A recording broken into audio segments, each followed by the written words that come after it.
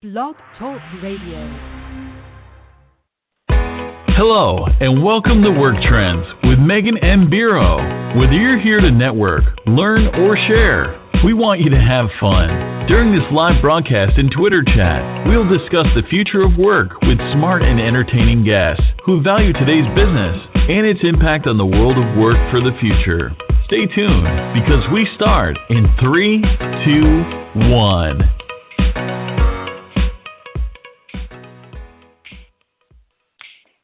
Can you guys hear that? I'm snapping my fingers. I'm dancing at my home office in the kitchen with my shorts and tank top on, everybody. Happy Wednesday. Welcome to another informative talent culture work trends live podcast and Twitter chat.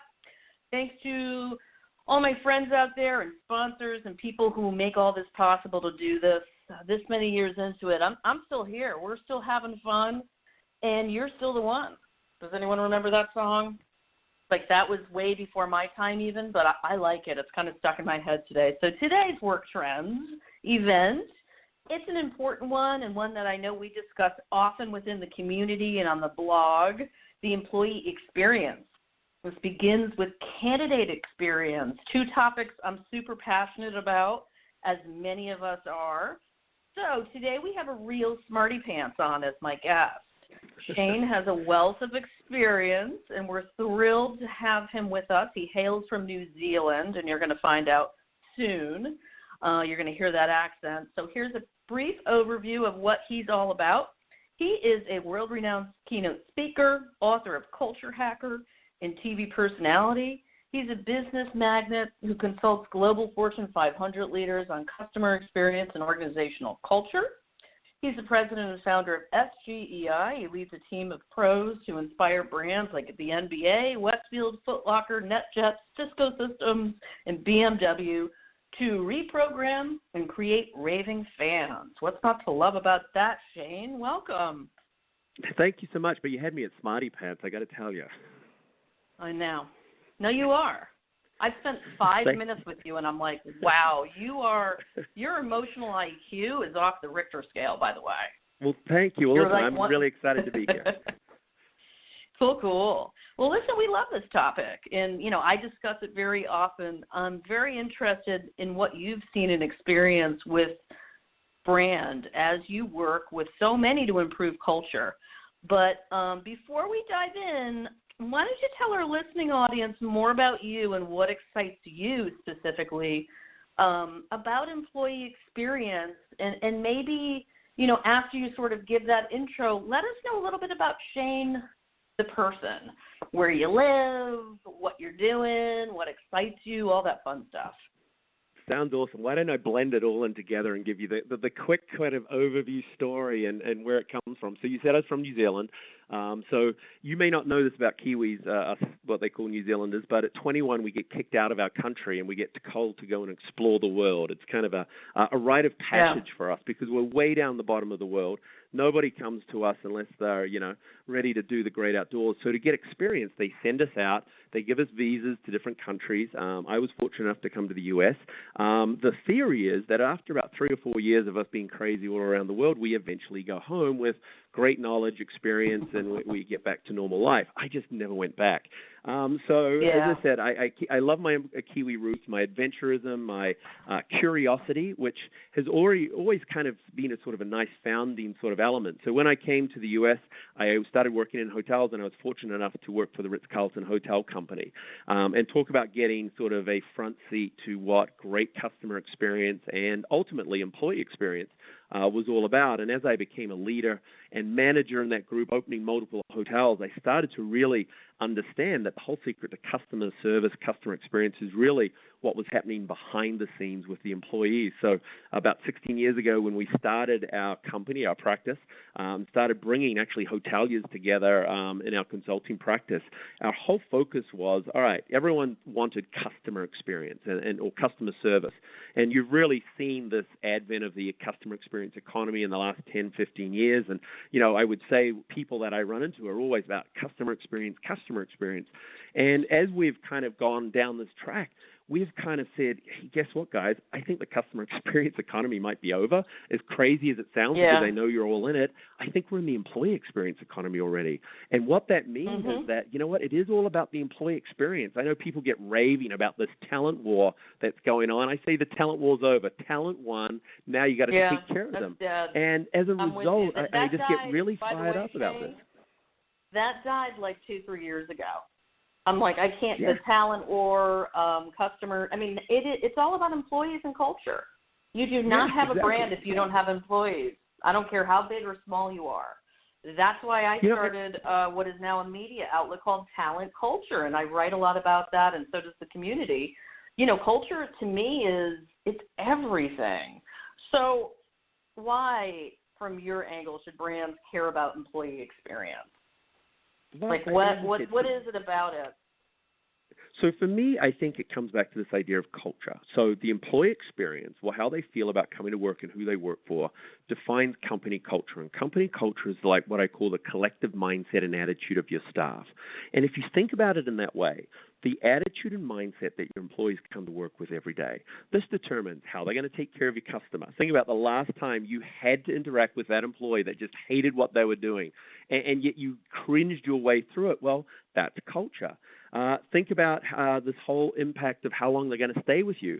You know, how your people feel, particularly your best and brightest. That attitude they have today will determine whether or not they're going to stay with you long term, which is such a critical part for most companies today. And then let's not, sort of forget about how much effort they're going to put in. It doesn't matter if it's customer experience or whatever, but how much effort will your people put in? So I think all of this, and why this is I call it the main thing, is that this all leads to the bottom line. This is about company profits. And I think it's amazing to me today when companies spend so much time on their marketing strategy and their operational strategy and zero on culture strategy. And I go, do you realize how much this will take to your bottom line? And when I put some of these numbers out, they look at me like, you're speaking alien. And I'm like, guys, you have to come forward. And we go back to what we just said before. It's all about the employee experience.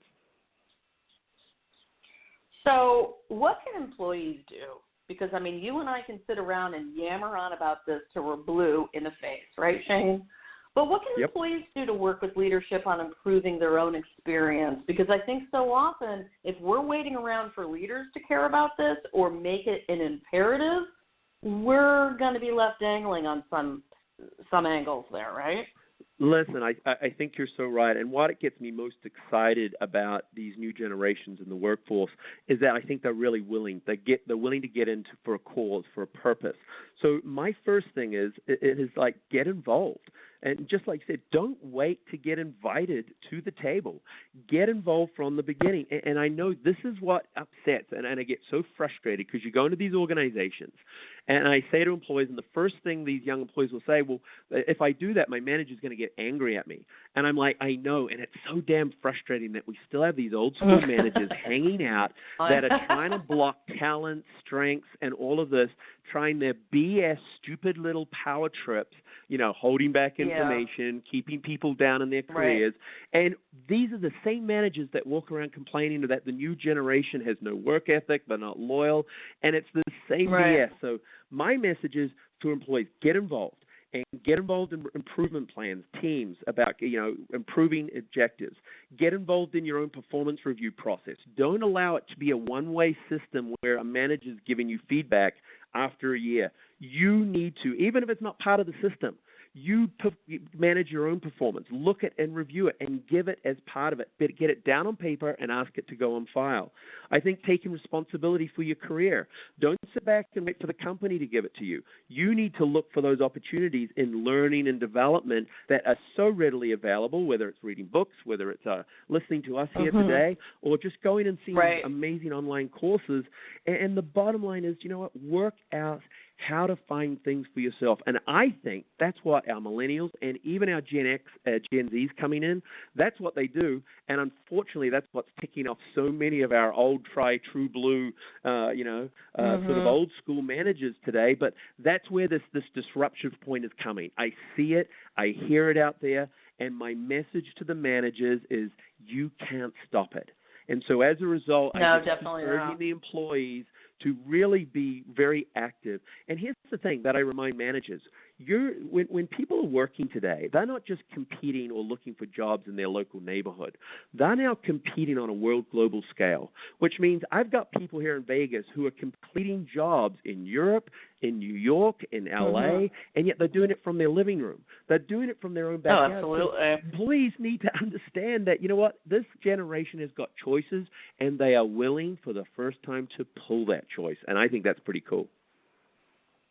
Walk us through maybe a case study. You're working with really good-sized brands and probably a lot of small brands that nobody's heard of, I would guess, right? Yep. Maybe give us a brand case study where you show us the repercussions of a poor employee experience on that brand's bottom line. You can either name names or not. It's up to you. But I think everyone would really benefit from hearing a little bit more about some of the types of projects you're working on. Well, let me kind of go to one of the big ones, and I say it, and I put it there. Let me talk about BMW, and I talk about BMW, and I want to explain. So BMW NA, obviously, it's a big corporation. You think this is a big company, but what's most fascinating here in the U.S. is that all 365 dealerships, except one, are all individual companies, which means that they're either part of a conglomerate group, but a lot of the BMW dealerships are actually mom and pop, family traditional kind of businesses. So very entrepreneurial and very independent. So we've got a really fascinating dynamic going on. So let me sort of take you through, and again, the automobile industry as a whole, I would call it a very traditional industry as a whole. You know, your car sales process is considered one of the most painful processes that people go through. So buying a car is not a lot of fun. Servicing your car has not been a lot of fun because, again, it's one of those things you put off, because in my mind, a complete waste of value. Then you've got some other dynamics. So going back to BMW, here you have, for many years, probably the best vehicle out there in the marketplace. They knew it. Again, it was doing some great stuff, arguably, I guess. And what you saw over the last 10 years, particularly, maybe 15 years, is you saw increased quality. All of a sudden, you see increases in technology, and you started to see competition come into the luxury car market that had never been there before. Heck, let's face it, Lexus came in and really shook things up. What is Lexus? It's a Toyota on steroids, and yet it became one of the power players in the luxury car business. Now, why? It wasn't because of the car. All of a sudden, it was because they delivered great customer service. So I look at Lexus as being the ones that have come in and really shaken up and really actually brought customer experience to the car industry in some instances. And you go to some Lexus dealerships, and it's like a deli, you got buffets. There's some pretty cool stuff going on. So you started to see a very traditional brand. While we're on this car topic, Shane, I'm an Audi driver and an Audi fan, and I have like relationships with people at the dealership. Like, I don't mean to, trash BMW today, but I'm going to say I feel like from my angle, BMW's lost their luster. I'm an Audi fan. You know, so to your point, it's just the experience, the design, and, for me, it's, it's the whole package, And I think what you hit on was so right. So you look at someone like BMW who realized that they had this experience. They didn't necessarily have the best thing anymore. At least their thing was within 5 degrees. People started going, and there was an interesting development actually in automobiles where all of a sudden the 4-year warranty, people are selling their cars so quickly these days. People don't even last 4 years for warranty. So this whole idea of quality and having the best car started to lose luster. And here you've got a brand like BMW that sort of had relied on having the best thing. And all of a sudden they will look at themselves going, wait up, our customers are saying it's no longer about the thing, it's about the experience. And so what we saw, and Lexus sort of led the way, is that when we started to get involved with them, we started to see, yes, the customer service element was probably lacking, but what was more startling was that the employee experience was lacking. And so what we did is we went into these individual dealerships armed with a customized plan. We called it the culture of customer first, where we really brought in the idea that customers need to be first, not the thing, not your shiny BMW car. It's not about the thing anymore, but it's about the customer. And what we did with the leadership group was bring focus to the employee base and says, hey guys, here's the secret that some of the best and most successful companies in customer experience and service have known forever, including my background of the Ritz-Carlton, is that they take care of their employees better than anything else. And I see that in the automobile industry as being the turning point. You talk about what Audi's doing now, Mercedes-Benz doing now. Everything you hear outside of the automobile business is that it's all about now culture, employee experience, and that is now creating and having huge impacts, I think, in the overall customer experience, because now just the environment, the vibe and everything, and it's not becoming quite so painful anymore. So I think, I love looking at automobile, and then, by the way, let me throw it in over the top. Tesla changed the whole buying model. Why we're in this kind of piece where now you buy the cars online, you don't need the traditional dealership piece. So here you've got this huge disruption going on, and everybody going, what do? We can't rely on our things. We can't rely. The processes are kind of all the same because Tesla's kind of shaken that up. Technology is there. What's the one last bastion of the employee experience that, unfortunately or fortunately for a lot of industries and a lot of companies, they have to focus on, and that's their people. And that's where you start from selection processes. We put a behavioral selection procedure in place at the dealerships, and it was amazing. All of a sudden, one of the things about automobiles is they always try and hire people with automobile sales experience, which unfortunately means they probably got fired from the automobile dealership down the street, which is a very incestuous kind of group. So all of a sudden they were starting to look for people not with sales skills, but with behavioral skills that supported great customer service and sales. So even as simple as the selection process and then onboarding them correctly, instead of just throwing them out there, giving them a great beginning to their new job, as simple as that, we saw this tremendous shift, not just in employee satisfaction, but more importantly, the customer experience improved as well. And how long did you follow the employees? Well, as I said, the funny part was, as I said, when we started this sort of process, we actually were watching and looking the employee experience for about 6 months, trying to understand how all this was going on. And then we started tracking them through over 3 years to start to see how this shift. Because anytime you shift culture, it's not an event. And I try to get that across to so many sort of management groups. They see, well, we're going to do an event. We're going to do a training, and we're going to have a rah-rah meeting, and we're going to do a couple of things, and this is going to improve our culture. And I'm going to go, well, it may improve it for 3 weeks. And that's the pieces that you can't see as culture transformation as an event. It is about an experience or creating a journey. Everyone is into their whole customer experience journey or customer journey mapping. We do employee experience mapping. And we've been mapping all the things that impact how they feel about coming to work, scoring them, laying it out in front of executive groups. And the crazy part is, they knew the score. I mean, some of the scores are shocking, and they're like, oh, my goodness, I didn't realize it. But they knew. They just didn't want and didn't have the stats. And if I can say that's the next focus and the big thing that's changing, whether it's human resources, though I am the first to say culture is not just an HR thing, but in human resources, the shift that's happening now that's having the biggest impact is they're actually collecting data now. They're actually becoming data-focused, and it's backing up the story they've been trying to get across for years that if you keep your employees happy, guess what? The customers are happy, your bottom line is happy. It's just a good business proposition. Shane, I have a question. What have you found to be the biggest reason why some brands resist investigating their current culture and employee practices? Because we know, a lot of brands are still not there. What's maybe give us top 3, because I know there's a lot of different reasons. Yeah, let me try with top 3. So the first one is that unfortunately I still come across an old style attitude that says, hey, listen, they're getting paid to do this job. Why do I need to do anything else? And I kind of look and go, you know what? Yes, they are paid, but unfortunately, and every bit of research says, once you cross the threshold of money, that has little or a lot less impact on how they feel about coming to work. So guess what? You got to work a little harder, and you got to throw that argument out the door. So that's the first one. The second one, which again scares me, and it's kind of becoming a self-fulfilling prophecy. With our millennials coming in, I hear so many times managers going, well, what's the point of investing in them? They're just going to leave me anyway.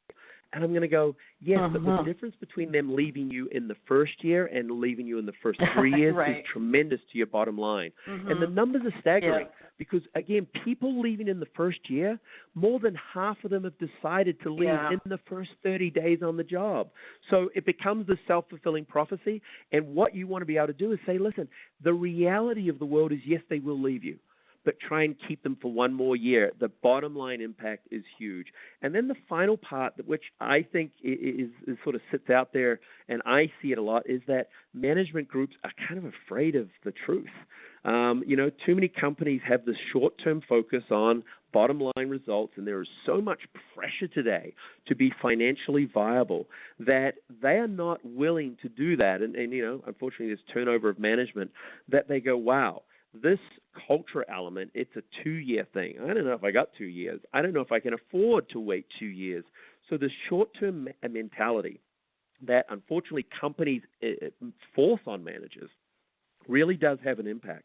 And it's amazing when you talk to an organization that, does invest in their employees.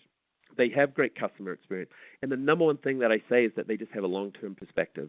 They know it's not short-term. They started out going through some really tough up and downs, challenges to do that. But they said as once they were willing to go through that first 12 months and make some tough choices, and that I think is where companies get scared. They have to make tough choices. Getting rid of that manager that's been there forever that they know is not helping how people feel every day. Getting rid of, again, that person that's been upsetting the apple cart in the team for the last 2 years, doing their own set of rules, but he's the top salesperson, so we're kind of scared to lose him. Yeah. They're really afraid of tough decisions, and as a result, they're kind of like holding it at arm's length, waiting until they're forced to. And as I said, that time is now where companies are starting to realize they don't have a choice. But I see that's kept people at bay for so long, even when the numbers have become quite startling and real over the last few years. Well, there's a lot of buzz about this topic in the news, as we know, right? Whether you're talking about high tech or politics, given this and given just social media and the power of creating voice through social for your employees, I find it hard to fathom that most brands aren't aware of how important it is to keep their employees engaged by now, really. Even people who've been tuning into me for several years, it's like, I've been talking about this for 7 years, right? Why do some companies just ignore the warning signs and carry on with their bad culture ways? I mean, there's got to be some big takeaway, and not just that they're scared. Anything else that we're not uncovering? But I think we're holding on to. I really think we've got to look at the demographics of the people running our companies over the last 10 years. I think there is a traditional – I think these last 10 years, and again, I'm going to shorten it, the last 5 years and the next couple of years are going to be so unsettling.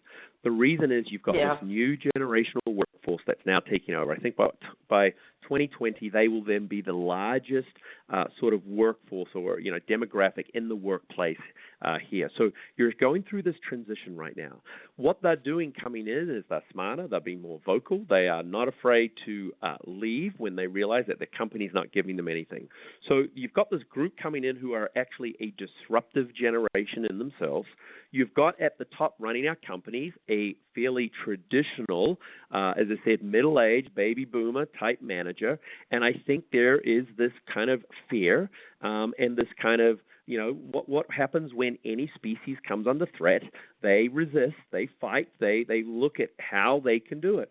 And I really do believe, having worked with so many sort of managers out there, that, as you said, the awareness is there, but they are not willing to front that up because of decisions and because, it's funny, the last chapter of my book, it says they believe change is for everyone else. And I think this is really important because they go, okay, we're going to do cultural transformation change, but the thing that they will never do and they're afraid to do is look at themselves and be willing to change some of their practices. They often say that the greatest enemy to tomorrow's success is your previous success.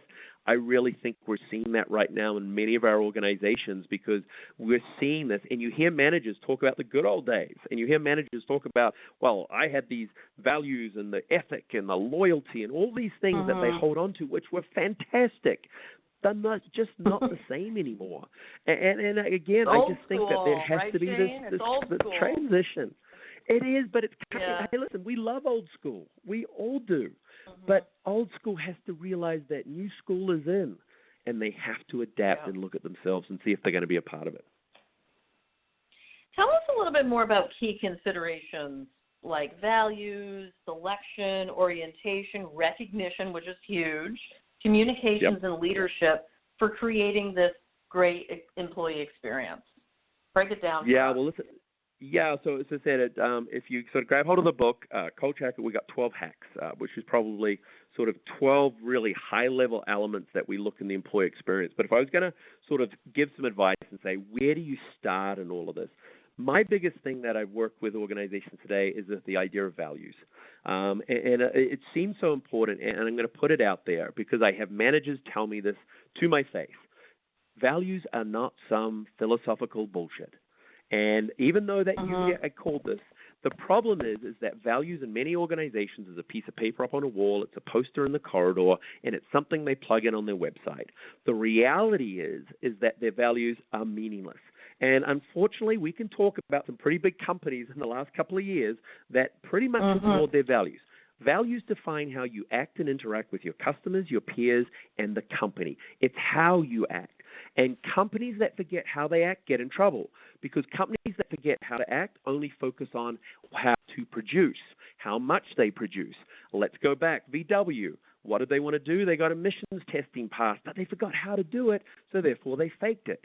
Call out Wells Fargo with all those fake bank accounts. They were incentivized to open bank accounts. That was how much, but they forgot how to do it. United Airlines, our friends in the skies, again, as most recently. Again, they have values. These companies have values, yet they ignore them. And so why would say any company out there, stop treating them like some philosophical BS and put some meat behind it. Yeah. It is probably, for me, the most important thing that you understand. And I go back to the definition. It is how you act and interact with others, your community, your customers, your vendors, your partners, and everything else. And in the social media-driven world, and again, whether you're talking customer experience or and maybe I'll use my hotel background on TripAdvisor. About 70% of all comments on TripAdvisor are about people, not about the pretty hotel, not about anything. They were about the people. And so you have to understand that it is about how they act and interact with other people that is being talked about on social media more than anything else. And I think that's the wake-up call. You put it beautifully, I think, towards the beginning. The way that your employees act and interact with others, their behavior is defining your brand. Why? Because it's defining your reputation online.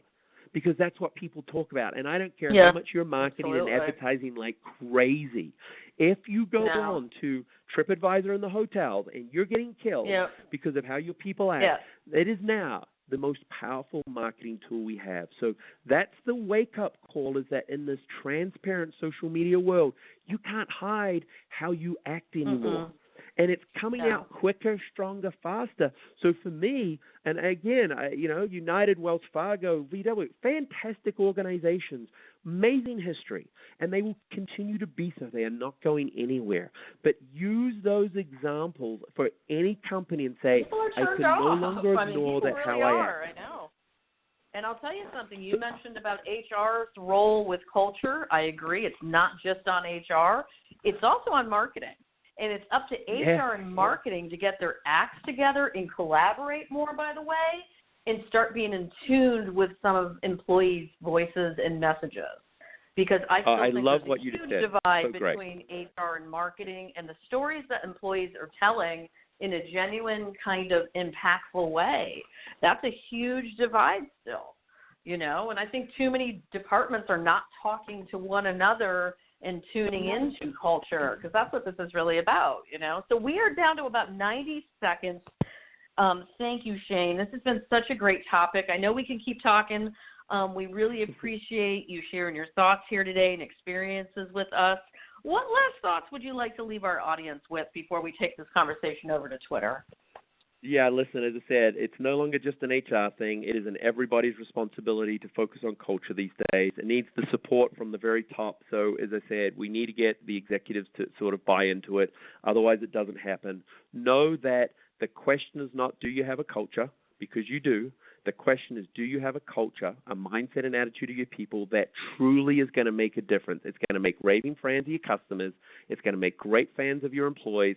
And more importantly, remember this, everybody, it's also going to make your shareholders and owners and the bottom line really good as well. So keep that in mind. It is the main thing today.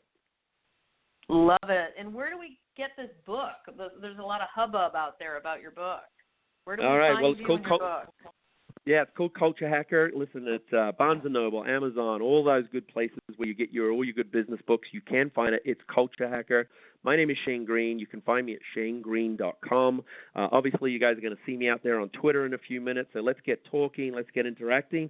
But more importantly, let's get into transforming our cultures. Reprogram that employee experience. I'd love to talk to you more about it, and let's do it online. Cool. Thanks, Shane. Awesome.